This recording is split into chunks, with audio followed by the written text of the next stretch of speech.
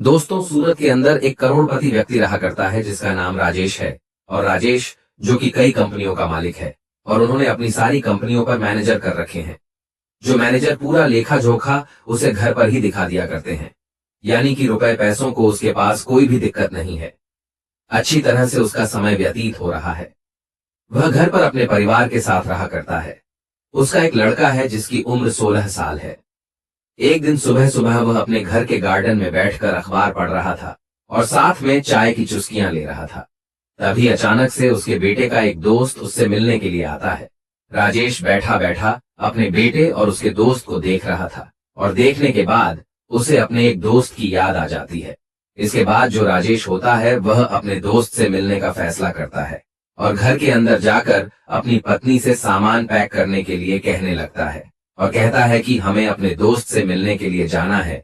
तो उसकी पत्नी उससे पूछने लगती है कि कौन सा दोस्त और किससे तुम मिलने जा रहे हो। तो वह कह देता है कि मैं अपने दोस्त मोहनलाल से मिलने के लिए जा रहा हूं। इस नाम को सुनते ही उसकी पत्नी एकदम से इस बात के लिए तैयार हो जाती है और कहने लगती है कि ठीक है, मैं सामान पैक कर लेती हूं और हम दोनों चलेंगे उनसे मिलने के लिए। पत्नी सामान पैक करने लगती है, लेकिन तभी जो राजेश होता है वह बाहर आता है और बाहर आकर अपने बेटे से भी तैयार होने के लिए कहने लगता है। अब बेटा पूछता है कि पिताजी हम कहाँ जा रहे हैं। तो वह कहता है कि एक खास आदमी है और उससे तुम्हें मिलना है। इस बात को सुनकर बेटा कहने लगता है कि पिताजी आप चले जाओ, लेकिन पिता कहता है कि नहीं बेटा, तुम्हारा उससे मिलना जरूरी है। इसके बाद बेटा भी अपने पिता के साथ जाने के लिए तैयार हो जाता है और सभी लोग तैयार होकर वहां से निकलने लगते हैं। धीरे धीरे सफर तय होता है और सफर तय करने के बाद वह लोग सीधा बिहार पहुंच जाते हैं। अब बिहार आने के बाद जो राजेश नाम का व्यक्ति होता है वह वहीं के एक नजदीकी बैंक में जाता है और बैंक से लगभग 10 से 12 लाख रुपए निकाल लेता है। में बैठने के बाद इस सफर को दोबारा से तय करने लगता है। अब जैसे ही बेटा देखता है कि पिता ने ढेर सारे पैसे निकाले हैं तो वह उससे पूछने लगता है कि पिताजी आपने इतने सारे पैसे क्यों निकाले हैं। इस बात को सुनकर पिता मुस्कुराने लगता है और कहने लगता है कि बेटा इन पैसों की जरूरत है। किसी का मुंह पर कर्ज है और उस कर्ज को मुझे चुकाना है। अब यह बात बेटे को बिल्कुल भी हजम नहीं होती है, क्योंकि उसके पिता काफी पैसे वाले थे तो उनके ऊपर किसी का कर्ज होना बिल्कुल भी पॉसिबल नहीं था। तो वो कहने लगता है कि पिताजी आप क्यों मेरी टांग खिंचाई कर रहे हो, आपके ऊपर भला किसका कर्ज है। तो वो कहने लगता है कि ठीक है बेटा, अगर ऐसी बात है तो मैं तुम्हें एक छोटी सी कहानी सुनाता हूँ। उस कहानी को सुनने के बाद बताना कि मुझ में पर कर्ज है या नहीं है। तो बेटा भी इस कहानी को सुनने के लिए उत्सुक हो जाता है और माँ इस बात को देखकर समझ गई थी कि अब उसका पति अपने बेटे को कौन सी कहानी सुनाना चाहता है।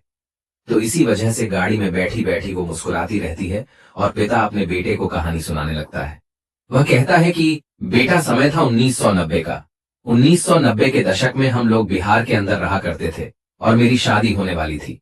लेकिन मेरा एक दोस्त था जिसका नाम था मोहनलाल। मोहनलाल की पहली शादी हो चुकी थी और उसको 2 बच्चे भी थे, एक लड़का और एक लड़की। बड़ा लड़का था और छोटी लड़की थी। वैसे तो मेरा नाम राजेश है, लेकिन मेरे दोस्त मोहनलाल और उसकी पत्नी मुझे प्यार से नन्हे नन्हे कहा करते थे और मुझे छोटे भाई की तरह प्यार दिया करते थे। सब कुछ अच्छी तरह से चल रहा था। मैंने पढ़ाई लिखाई कर ली थी और मैं किसी रोजगार को ढूंढ रहा था कि मुझे कोई अच्छा सा रोजगार मिल जाए जिससे मैं अपनी जिंदगी को अच्छी तरह से व्यतीत कर सकूं। उसी दौरान हमारे अड़ोस पड़ोस वाले मेरी शादी की चिंता करने लगते हैं, क्योंकि मेरे माता पिता तो मुझे बचपन में ही छोड़कर चले गए थे और उसके बाद से मैं इधर उधर अड़ोसी पड़ोसियों के यहीं पर टाइम बिताया करता था। लेकिन सबसे ज्यादा मैं मोहनलाल के यहाँ पर टाइम बिताया करता था। वह मेरा अच्छे से ख्याल रखा करता और बड़े भाई की तरह मुझे हर बात को समझाया करता। अब जब अड़ोस पड़ोस वाले शादी के लिए कहते हैं तो मैं भी अपनी शादी कर लेता हूँ। लेकिन शादी के बाद मुसीबतें आनी स्टार्ट हो जाती हैं, क्योंकि शादी के बाद अब मैं अकेला तो रह नहीं गया था। मुझे घर बसाना था और घर के अंदर घर को चलाने के लिए पैसे चाहिए और मेरे पास बिल्कुल भी पैसे नहीं थे। मैं इन्हीं सब बातों से बहुत ज्यादा परेशान रहा करता और जब भी मैं मोहनलाल से इन बातों को किया करता तो वह कुछ ना कुछ सहारा मुझे दे दिया करता और कहा करता कि तू चिंता मत कर, मैं हूं तेरे साथ।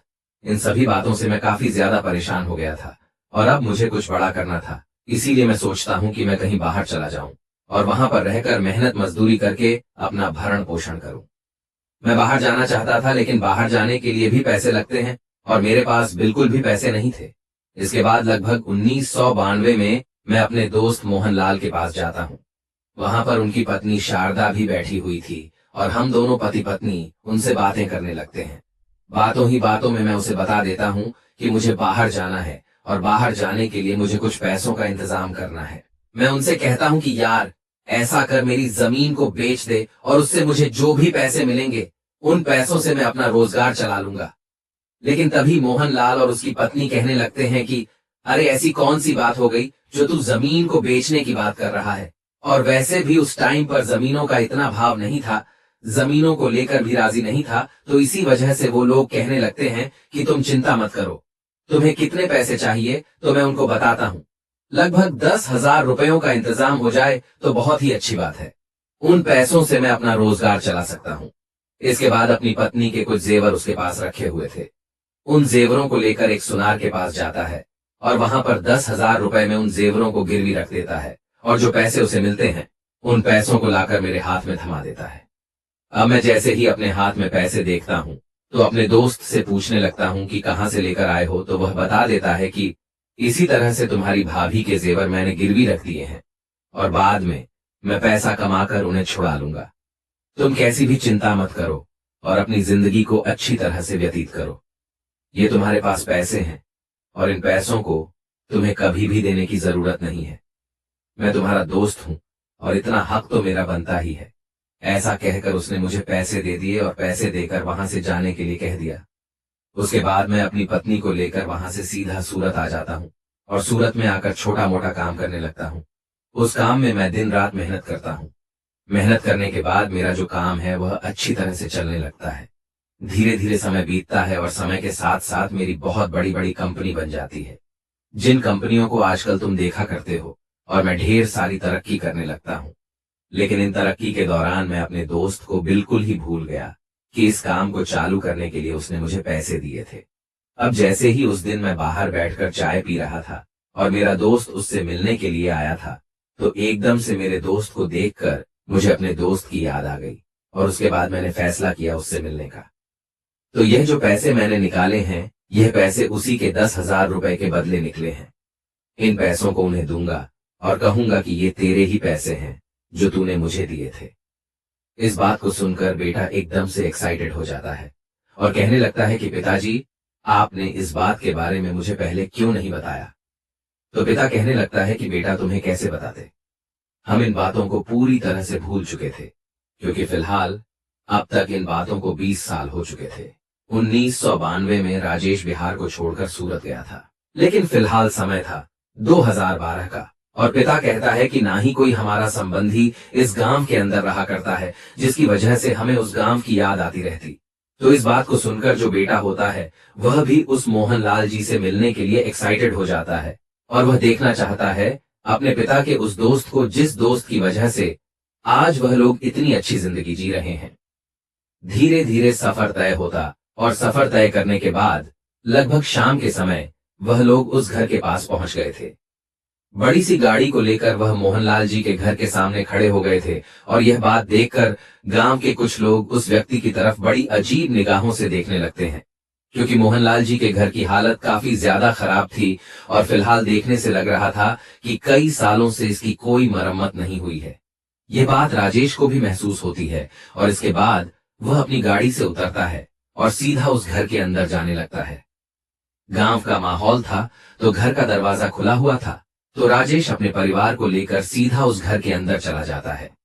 घर के अंदर मोहनलाल और उसकी पत्नी बैठकर आपस में बातें कर रहे थे, लेकिन अचानक से जैसे सूट बूट वाले व्यक्ति उनके घर में घुसते हैं तो एकदम से वो हैरान से हो जाते हैं। तभी मोहनलाल उनसे कहता है कि हाँ भाई, कौन हो और तुम इस तरह से घर के अंदर क्यों घुसे आ रहे हो। इस बात को सुनकर राजेश मुस्कुराने लगता है। इधर जो राजेश की पत्नी थी वह भी मुस्कुराने लगी थी। तभी जो राजेश होता है वह कहने लगता है कि साहब, यहाँ पर हमें किसी व्यक्ति से मिलना है। तो जो मोहनलाल होता है वह यह बात देखकर हैरान है, क्योंकि इस व्यक्ति के पहनावे से लग रहा था कि यह 1 करोड़पति व्यक्ति है। तब भी यह उसे साफ कह रहा है। तो वह कहने लगता है कि अरे भाई, क्यों मजाक कर रहे हो साहब, तो तुम हो और हम साहब कैसे हो गए। तो राजेश कहने लगता है कि नहीं साहब, मेरे लिए तो आप ही साहब हो, अगर आप नहीं होते तो आज मैं ऐसा नहीं होता। इसके बाद मोहनलाल कहने लगता है कि देखो भाई, मजाक मत करो, मजाक काफी हो गए और ये बताओ कि तुम हो कौन। तो जो राजेश होता है वह कहने लगता है कि साहब, वैसे तो मेरा नाम राजेश है, लेकिन प्यार से कुछ लोग मुझे नन्हे नन्हे कहकर पुकारा करते थे।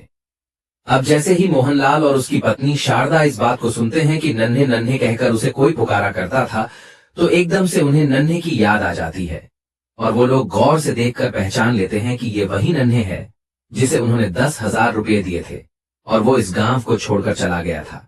तो एकदम से जो मोहनलाल जी होते हैं उसकी आंखों से आंसू टपकने लगते हैं और वो भागकर एकदम से नन्हे को गले लगा लेते हैं। कहते हैं कि अरे नन्हे, तू तो पूरा बदल गया और देखने से बिल्कुल भी पहचान में नहीं आ रहा है। और जब मोहनलाल गले लगता है राजेश के, तो राजेश की आंखों में आंसू आने लगते हैं और वह भी फूट फूट कर रोने लगता है।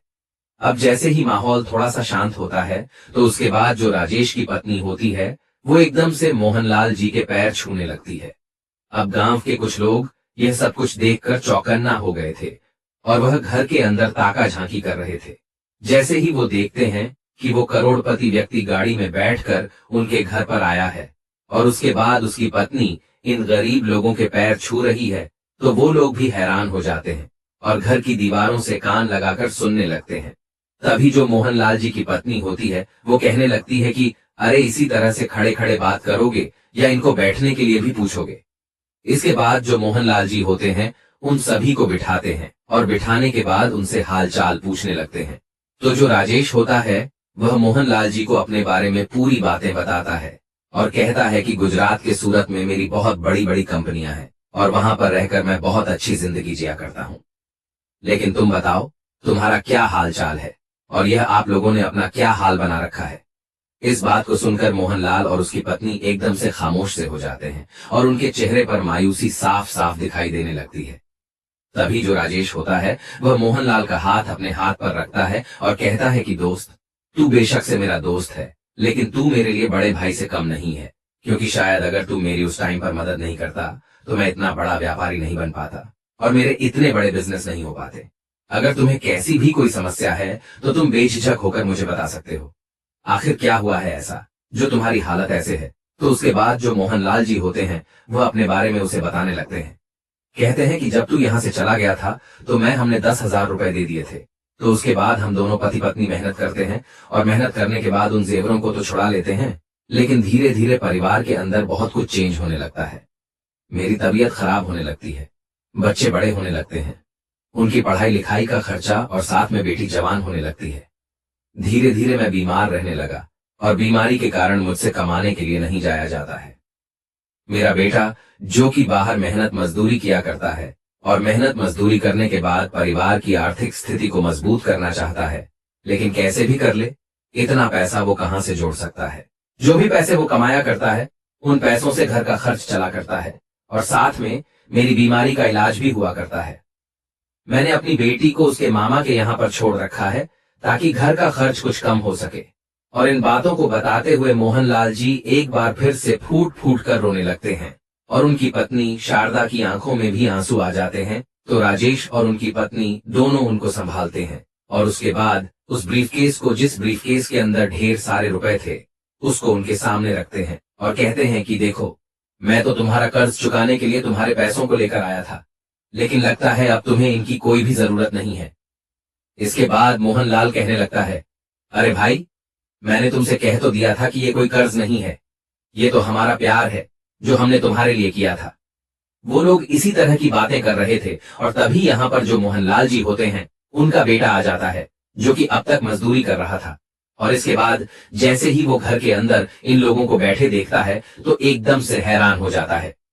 तभी मोहनलाल जी अपने बेटे को इशारा करते हैं और उसे अपने पास बुलाकर बिठा लेते हैं। वह राजेश से कहते हैं कि राजेश, यह है मेरा बेटा जो कि मेहनत मजदूरी करके अपने परिवार की आर्थिक स्थिति को मजबूत करना चाहता है। तो राजेश मोहनलाल जी के बेटे से पूछने लगता है कि बेटा तुम क्या किया करते हो। तो वह कहता है कि अंकल जी, पढ़ाई लिखाई तो की थी, लेकिन परिवार की कंडीशन की वजह से मुझे मेहनत करना ही अच्छा लगा तो मैं मेहनत किया करता हूँ। साथ में गवर्नमेंट जॉब की तैयारी भी कर रहा हूँ। इस बात को सुनकर राजेश उसे शाबाशी देता है और कहता है कि बेटा, मेहनत करते रहो, मेहनत का फल हमेशा मीठा होता है, तो जो मोहनलाल का बेटा होता है वह अपने पिता से इन सभी चीजों के बारे में पूछना चाहता है कि यह लोग कौन है और यहाँ पर ये क्या कर रहे हैं, और ये भाव उसके चेहरे पर साफ साफ दिखाई दे रहे थे। राजेश इन भावों को पढ़ लेता है और तभी वह मोहनलाल के बेटे को बता देता है कि बेटा, मैं जानता हूं कि तुम क्या जानना चाहते हो, और जो कुछ भी तुम जानना चाहते हो उन सभी चीजों के जवाब तुम्हें मिल जाएंगे, लेकिन उससे पहले तुम्हें मेरे साथ चलना होगा। इसके बाद राजेश उठने लगता है, लेकिन तभी मोहनलाल कहता है कि कहां ले जा रहे हो तुम इसे? तो वो कहता है कि मेरे बीवी बच्चे यहीं पर हैं, तो चिंता मत कर, तेरे बच्चे को किडनैप नहीं करूंगा, बस मुझे इससे कुछ काम है। ऐसा कहकर वो मोहनलाल के बेटे को अपने साथ बिठाता है और वहां से गाड़ी लेकर चल देता है। वह मोहनलाल के बेटे से उसके मामा के यहाँ का एड्रेस पूछता है और वहां से वो लोग सीधे मोहनलाल के ससुराल पहुंच जाते हैं और वहां से उसकी बेटी को अपने साथ लेकर वापस उसी घर में आ जाते हैं। वहां पर आने के बाद राजेश उनसे कहने लगता है कि दोस्त देखो, बहुत हो गया, अब तुम्हें इस तरह से जिंदगी जीने की कोई जरूरत नहीं है। मेरे पास ढेर सारा रुपया पैसा है, अच्छा ही बड़ा मकान बना पड़ा है सूरत के अंदर, तो अब तुम लोग मेरे साथ वहीं पर चलोगे और वहीं पर जीवन व्यतीत करोगे। यहाँ पर क्या है, यहाँ पर बच्चों को मजदूरी भी बहुत कम मिला करती है। वहां पर किसी न किसी कंपनी में तुम्हारा बेटा मेरी में काम कर लेगा और वहीं पर मेरे साथ जीवन को व्यतीत करो। मैं तुम्हारी बेटी की भी वहीं पर शादी कराऊंगा। अब ये बातें सुनकर मोहनलाल कहने लगता है कि नहीं यार, हम यहीं पर ठीक है, तू ही वहीं पर बना रह और कोई भी कैसी भी दिक्कत नहीं है। अब जो मोहनलाल का बेटा है वह अभी तक भी संतुष्ट नहीं है और उसे नहीं पता कि यह कौन है और यहाँ पर क्या कर रहा है, और इतना बड़ा बिजनेसमैन होकर मेरे पिता के पास क्या कर रहा है।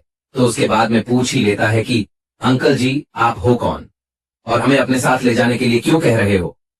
तो जो राजेश होता है वह उसे बता देता है कि बेटा, मैं इसी तरह से तुम्हारे पिता का दोस्त हूं और इसी गांव का रहने वाला हूं। अब गांव वाले जो बाहर से इस बात पर निगाह हटाए हुए थे, उन लोगों को भी पता चल जाता है कि यह कौन है और यहाँ पर क्या कर रहा है। तो गांव के कुछ गंवार लोग वहां पर आते हैं और आने के बाद उससे अपनी जान पहचान बढ़ाने लगते हैं। राजेश इन सभी बातों को समझ गया था और वह कहने लगता है कि ठीक है, आप जो भी कह रहे हो वह सभी बातें ठीक है, लेकिन फिलहाल मुझे अपने दोस्त को अपने साथ ले जाना है। तो राजेश का दोस्त मोहनलाल कहने लगता है कि भाई, अभी तो रात हो गई है, कल सुबह देखते हैं, आज रात तुम यहीं पर रुको और कल सुबह देखते हैं कि क्या होना है। ऐसा कहकर मोहनलाल राजेश के परिवार और राजेश को वहीं पर रोक लेता है और रात भर वो आपस में एक दूसरे से बातें करते रहते हैं। रात भर में उन लोगों ने तय कर लिया था कि वो लोग वहीं पर चले जाएंगे और वहीं पर अपनी आगे की जिंदगी बिताएंगे। दूसरे दिन सुबह सुबह जो राजेश होता है पूरे परिवार को लेकर वहां से सूरत अपने घर में आ जाता है और वहीं पर उन्हें आदर सम्मान के साथ रखने लगता है। राजेश ने मोहनलाल की बेटी की शादी एक बहुत ही बड़े घर में तय कर दी थी और बेटे को कंपनी के अंदर बहुत बड़ा मैनेजर बना दिया था। कुछ दिनों बाद मोहनलाल के बेटे की भी शादी हो जाती है और शादी होने के बाद उसकी जो पत्नी आती है वह भी उसी घर के अंदर रहने लगती है। इसके बाद मोहनलाल का बेटा अपने लिए एक अलग से मकान खरीदता है और उसके अंदर अपनी पत्नी के साथ रहने लगता है। मोहनलाल और उसकी पत्नी शारदा कभी अपने दोस्त के यहाँ पर रहा करते तो कभी अपने बेटे के यहाँ पर रहा करते हैं और अच्छी तरह से अपने समय को व्यतीत करते हैं। अब गांव वाले भी जान चुके थे कि हमारे यहाँ का एक व्यक्ति वहां पर बहुत बड़ा व्यक्ति बन गया है, तो गांव से भी कुछ लोग उसके पास आने लगते हैं अपने अपने बच्चों की सिफारिश लेकर और कहते हैं कि हमारे बच्चों को भी कंपनी में काम दे दो ताकि वह भी अपने भविष्य को बेहतर कर सके। तो वह गांव के कुछ व्यक्तियों को वहां पर लगा लेता है और हंसी खुशी अपना जीवन व्यतीत करता है। और फिलहाल 2014 में मोहनलाल जी की मौत हो चुकी है। उसका बेटा सूरत के अंदर वहीं पर रहा करता है और उसके 3 बच्चे हैं। राजेश के बेटे की भी शादी हो गई है और शादी होने के बाद उसके 2 बच्चे उसके साथ रहा करते हैं। राजेश का बेटा और मोहनलाल का बेटा भी इसी तरह से एक दूसरे के अच्छे मित्र हैं और मोहनलाल का बेटा राजेश के बेटे को छोटा भाई समझा करता है। तो दोस्तों, यह थी आज की कहानी। आप लोगों को कहानी कैसी लगी कमेंट बॉक्स में बता देना। वीडियो अगर अच्छी लगी तो वीडियो को लाइक और चैनल को सब्सक्राइब जरूर करें ताकि हमें थोड़ा सा हौसला मिले आप लोगों के लिए ऐसे ही अच्छे अच्छे वीडियो बनाने के लिए। इन कहानियों को सुनने का उद्देश्य किसी को परेशान करना बिल्कुल भी नहीं है। ये कहानी आपको इसलिए सुनाई जाती है ताकि आप लोग इन कहानियों में से कुछ ना कुछ सीख सको और अपने जीवन में उस चीज को अप्लाई कर सको। मिलते हैं किसी अगली वीडियो में नए टॉपिक के साथ। तब तक के लिए जय हिंद, जय भारत। आप सभी का बहुत बहुत धन्यवाद।